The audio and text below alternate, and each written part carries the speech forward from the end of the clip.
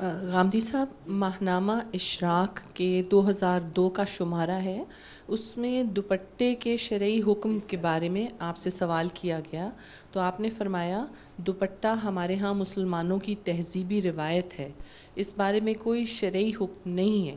دوپٹہ کو اس لحاظ سے پیش کرنا کہ یہ شرعی حکم ہے، اس کا کوئی جواز نہیں، کیونکہ ہماری تہذیب میں دوپٹہ اوڑھا جاتا ہے، کیا اس کی شریعت میں کوئی حیثیت نہیں؟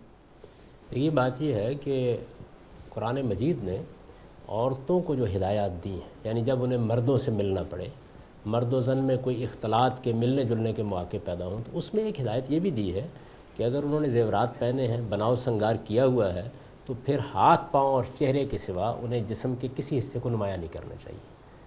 چنانچہ جب زیورات پہنے ہوں گے، جب عورتوں نے بناؤ سنگار کیا ہوگا، تو ہاتھ پاؤں اور چہرے کے سوا باقی سارے جسم کو ڈھانپ کر رکھنا، یہ تو اللہ کا حکم ہوا۔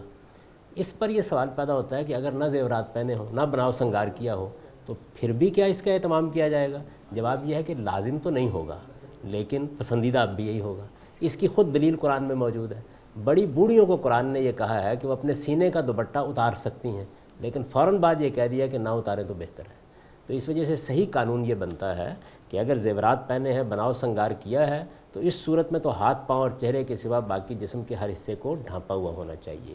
لیکن اگر ایسا نہیں ہے، جیسے کہ عام طور پر سادگی سے خواتین جاتی آتی ہیں، ملتی ملاتی ہیں، اس طرح کے موقع پر لازم نہیں ہے، پسندیدہ یہی ہوگا کہ وہ سر ڈھانپ کر رکھیں۔ اب جو چیز پسندیدہ ہے وہ آپ کی تہذیب بن جائے گی۔ تو اس وجہ سے یہ بات کہی گئی تھی کہ تہذیب کی ہماری یہ حصہ بن گیا ہے۔ کیسے بنا ہے؟